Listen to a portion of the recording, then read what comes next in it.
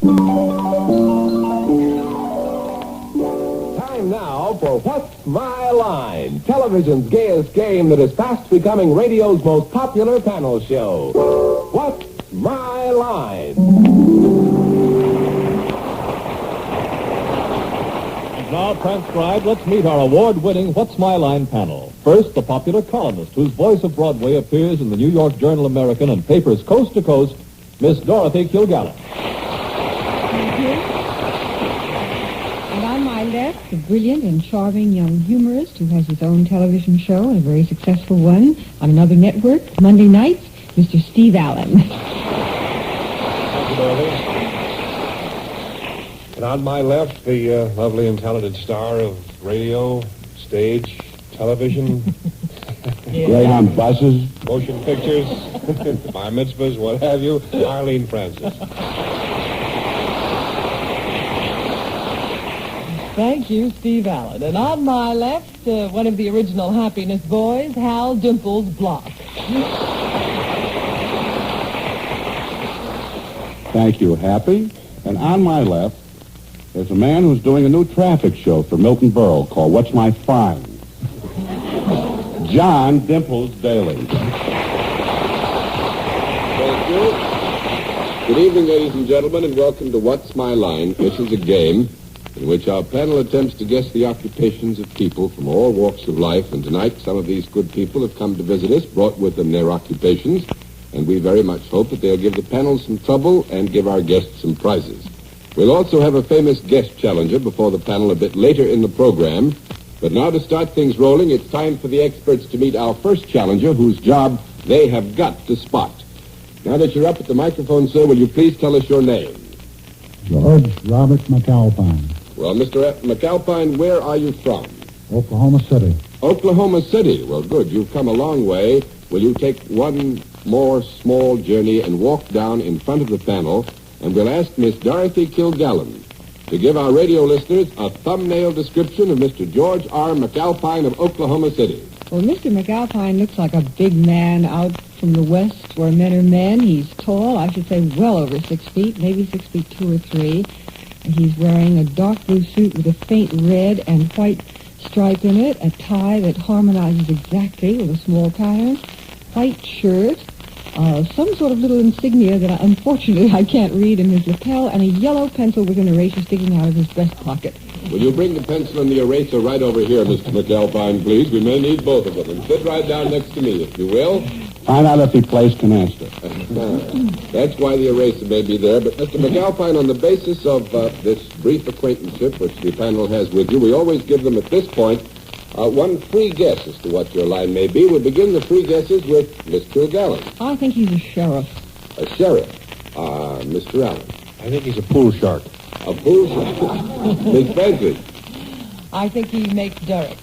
Mr. Block. I think maybe he has something to do with boxing matches. He puts the matches in the boxes. Now, I'm afraid nobody has it right, although the answers are very interesting. So we'll let our home audience and our studio audience know secretly now what Mr. McAlpine's occupation really is. Mr. McAlpine is a fire chief. All right, now, Mr. McAlpine, things go very easily from here on in. Every time you give the panel a good, sound no answer, it costs them $5. We keep a record of this, and when you have given them 10 no answers, you have won the game hands down. There's one last bit of help that we always give. Mr. McAlpine is salaried. With that, let's begin the general questioning with Miss Arlene Francis. Mr. McAlpine, I have a feeling you work for a non-profit organization. You Let's do, start don't that you? again. Mr. McAlpine, I have a feeling, I was right up to there, that you work for a non-profit organization. Yes. Non-profit making organization. There, now we've had it all. We lost the feeling. Do you wear a uniform in your job? Yes. Is the uniform a uniform of representing some section of the law? No. Oh, 1 down and 9 to go, Mr. Block. Do you happen to have any special skills for what you do? Do you have to have? Yes.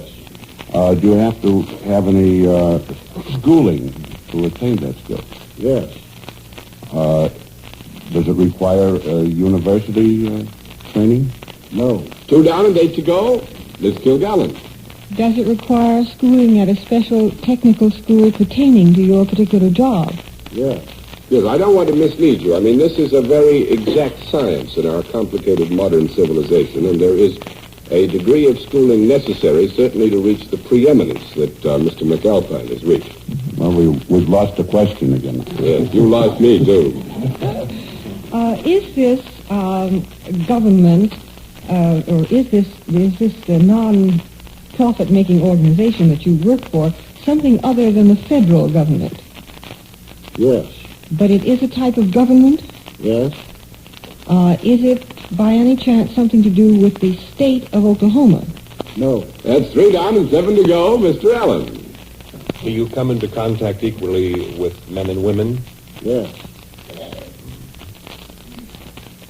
This government to which we've referred, is it by any chance on the city level? Yes. I see. Is the city perhaps Oklahoma City? Yes. I don't know why I needed that. You're doing fine, Steve. Just doing fine. Are we heard in Oklahoma City? I beg your pardon? Are we heard in Oklahoma City? This is a very good question. You go on from there. Maybe we're not doing fine.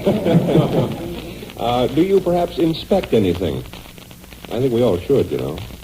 Yes. Yes, I think we all inspect something sooner or later, but I would say that our guest has reason to inspect more than perhaps you do.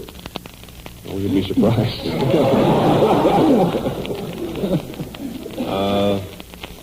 If the things that you inspect don't meet with your approval, it gets pretty rough, I suppose. No, I mean, can you condemn them or get them out of the firing line or cast them aside? Uh-oh. No. Well, that took care of you. Does what you have to expect have... I really can't speak straight since I hurt this one eye. I talk lopsided as well as see lopsided. She can't see what she's saying. That's my problem, Hal. Does this job that you have anything to do in any way with the making or the inspection of hydrogen bomb sites? No. I get a bomb in somehow. I was having a few. Boy, you're in a lot of trouble with sight without hydrogen bombs. Do you make some people unhappy in what you do? There is a rumor about that when he gets through with his work, some people are not as happy as they might be. Do you have anything to do with the law? With the law. No, that's And that makes it 6 down and 4 to go, Miss Kilgallen. Do you have anything to do with any phenomenon peculiar to the locale of Oklahoma? Good. Oklahoma City. Dorothy, remember this program goes into the home. Nothing to do with any phenomenon peculiar to the locale. All right, that makes it 7 down and 3 to go, Mr. Allen. I'm going to return to that audience reaction, that little wave of nausea that swept the room when I said something a few minutes ago. I hope they were laughing at the words firing line. Oh, somebody fell down again. All right. Are you by any chance connected with the fire department or something like that? Yes. Why did I have to have We're something hooked like and that? laddered again. You work for the fire department? How come I... Yes. Good. And you inspect things, huh? Are you a fire inspector? No. That makes it 8 down and 2 to go, Miss Are you a fire chief? Fire Chief.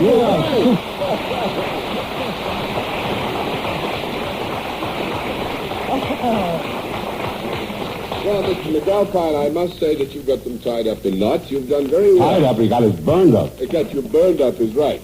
You have won $40 and our thanks for being our guest. We hope you enjoyed your visit. It was nice to have you with us on What's My Line. Thank you. All right, panel, let's see what you can do with another challenger. You're up at the microphone. Would you please tell us your name? Anna Valona. Is it Miss? Mrs. Mrs. Well, Mrs. Nuvoloni, would you please tell us where you live? New York City. New York City. That's right. Would you walk down in front of the panel now, and let's ask Mr. Steve Allen to give our radio audience a thumbnail description of Mrs. Ann Nuvoloni of New York. All right, my description of her is, wow. Very good description, sir. No, Miss, what's the name of Abalone? Nuvolone. Oh, Nuvolone. She's a very This is a convertible. very attractive young lady, has blonde hair, kind of a scoop neckline. What a scoop, Steve. And, Sort of an off-the-shoulder look. and I think it's held up by a city ordinance. No, really, it's a very, very tasteful dress. It's black, has a kind of a black jersey top and a black silky satin type bottom part. She's wearing some tasteful gold jewelry, and that sounds all right to me. It sounds wonderful to me. Will you come over here and join me, please, Mrs. Nuvolone? Doesn't look bad either. As you probably know, on the basis of this look at our friends in the panel already, we always give them one free guess as to what your line may be. We always begin the free guesses with Miss Dorothy Kilgallen. I think she's a long-distance telephone operator. Mr. Allen. I think she does voices for Walt Disney cartoons. Miss Francis. I think she makes artificial flowers. Mr. Block. I think she's cute. Yes, I think that's perfectly true, but that isn't the answer we were looking for. So let's let our home audience and our studio audience know secretly now what Mrs. Nuvolone's occupation really is. Mrs. Nuvolone makes wigs for department store dummies.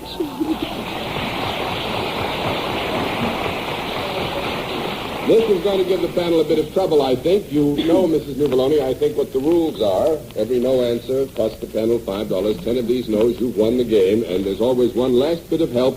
Mrs. Nuvolone is salaried. With that, let's begin the general questioning with Hal Block.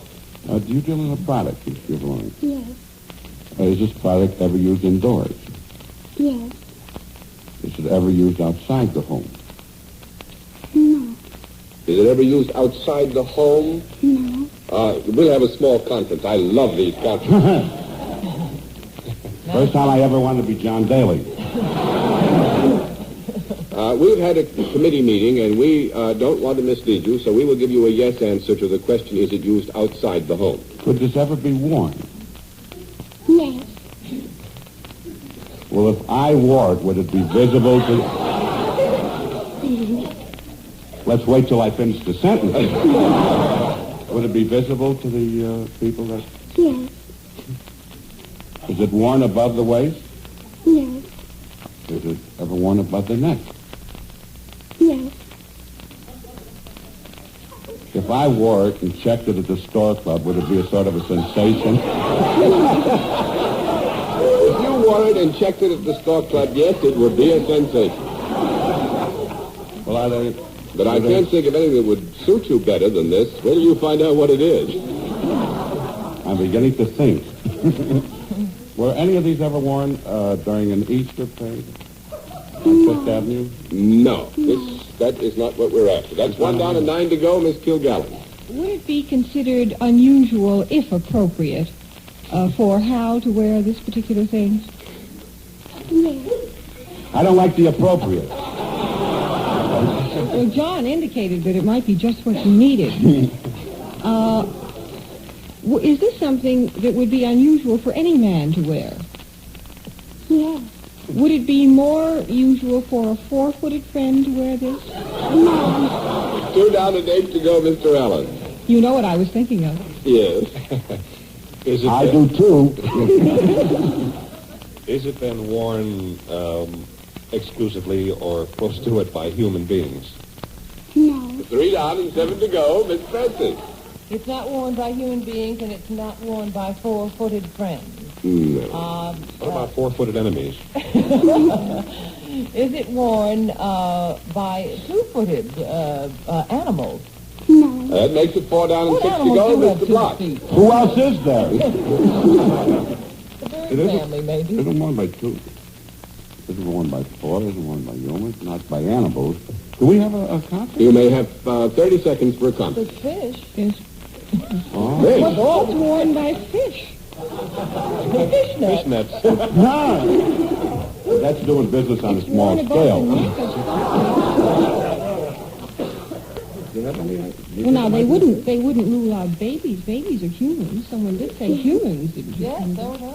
Could it be babies? No, they're human. No. Well, some of my best friends are babies. The consultation period is up. You continue, Mr. Block. Are the people... what wear this human?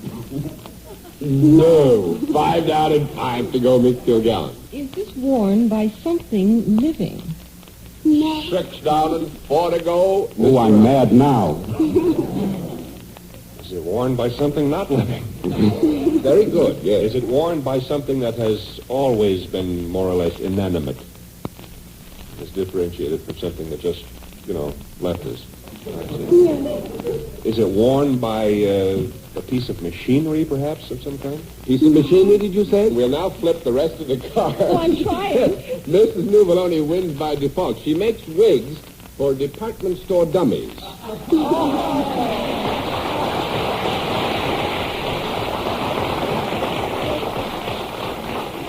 And Mrs. I will see you after the show. Yes, good.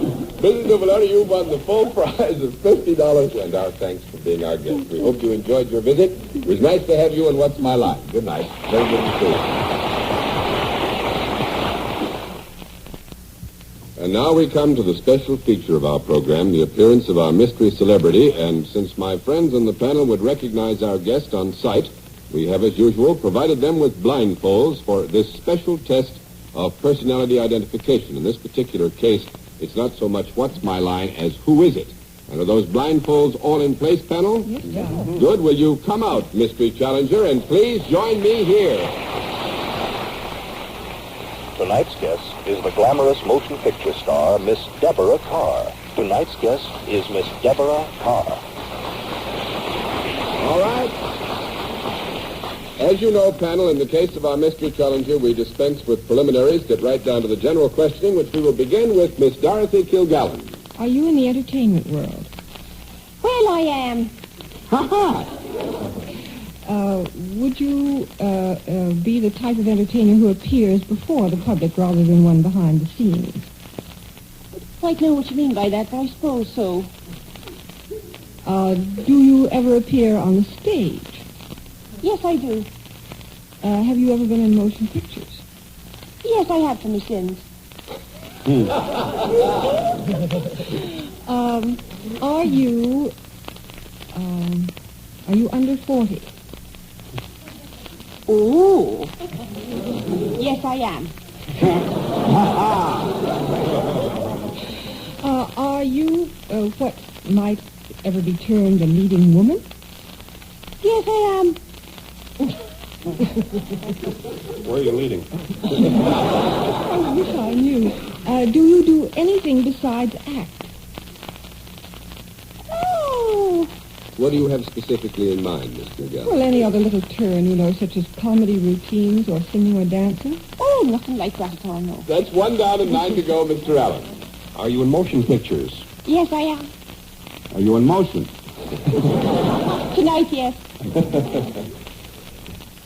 Have we seen one of your pictures at a first-run theater in the last 2 years?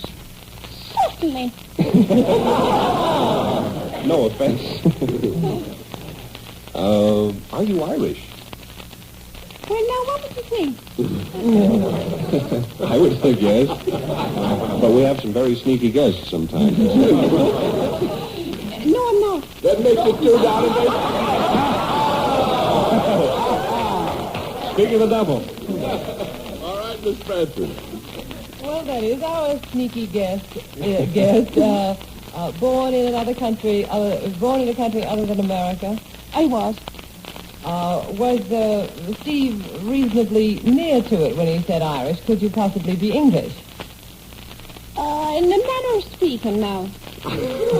In a Cockney manner of speaking? She speaks English. But you have played in American film.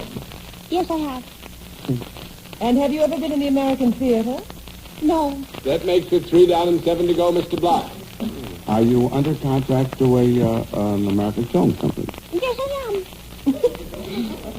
Well, I didn't know. Is it one of the bigger ones? Of course. What else is there? You'd be surprised. I take it you've not been been in three-dimensional films. Oh, no. Yes, our guest has not been in three-dimensional films. You go But I on. bet she's great in three dimensions. Are you in a picture now that's playing on Broadway? Yes, I am. And you're English? I am. Partly, yes. Partly? Are you with MGM? Yes. I should have said Magum, huh? Yeah, I don't know how to pronounce your name. Shame on you. Then you don't deserve to guess. If anybody was sending for your automobile, would they say Deborah Kerr's car?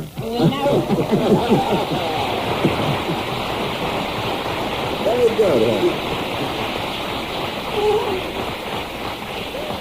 They would just... Or is it Deborah Carr's Kerr? That's what they do. They say Deborah Carr's curve. Now, Miss Deborah, since you have been good enough to come and see us, would you also be good enough to tell us what brings you to New York?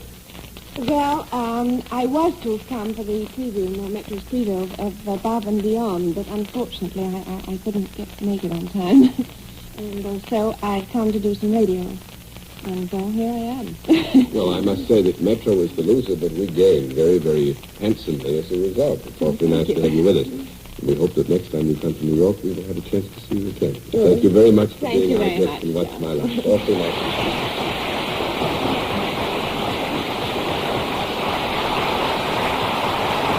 And now let's see what we can do very quickly with another challenge. Will you please give us your name? Valerie Morgenstern. Is it Miss? Miss. Miss Morgenstern, where are you from? Far Rockaway. All right, we will dispense with the thumbnail description. You come over here and sit down right next to me. The panel, after all, has had a chance to see you. And on the basis of that very quick look, we will ask them now to move to what we usually do, which is one free guess as to what your line may be. And we'll begin the free guesses with Miss Kilgallen. I think she's a bubble dancer. Mr. Allen. I think she's a taxi dancer. Miss Francis. I think Miss Morgenstern is a swimmer. Mr. Block. I don't know if she does, but I've had a fine night already. Nobody has the right answer. We'll let our home audience and our studio audience know secretly what Miss Morgenstern's occupation really is. Miss Morgenstern is a goat keeper.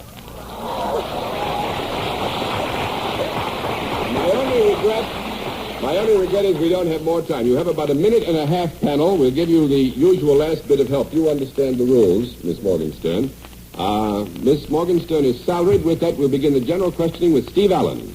Do you deal in services? Yes. Do you come into contact with both men and women? No. That's 1 down and 9 to go. Miss Francis. Do you come in contact with one sex more than another? Yes. That's nice, isn't it? If it's the right one. Is it the female sex? No. That's 2 down and 8 to go, Mr. Block. You picked the right sex. You deal mainly with the male sex. Yes. Do you sit down when you work? Sometimes. Do you ever touch these people? Yes. You do? Do you have to have any special kind of knowledge or talent in what you do? No. Now, 3 down and 7 to go, Miss Kilgallen. When you touch them, are you accomplishing something that will make them look or feel better? Yes. Does this take place in an establishment of some sort? Yes. Oh, Miss Dorothy, the time is out, and I'm so sorry, because this is real tough. Miss Morgenstern is a goat keeper. Goat keeper of some male goats. Well, I think it's mean of you. That poor little youngster's carts. And she looks like a lamb. By default, you win the full prize of $50. And our thanks for being our guest. Nice to see you here.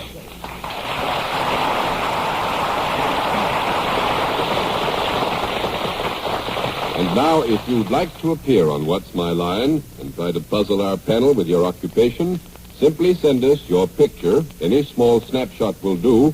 A snapshot you can spare because we can't return the pictures. Also, send your name, your address, and your occupation, and tell us when you expect to be in New York. We'll look forward to being with you again on What's My Line. Until then, this is John Daly saying good night, Dorothy. Good night, Steve. Good night, Arlene. Good night, Hal, and I'll bet for the first time you wish you were a goat. For the first time, I wish I was with Deborah Carr. Good night, John. And good night, ladies and gentlemen, for What's My Line?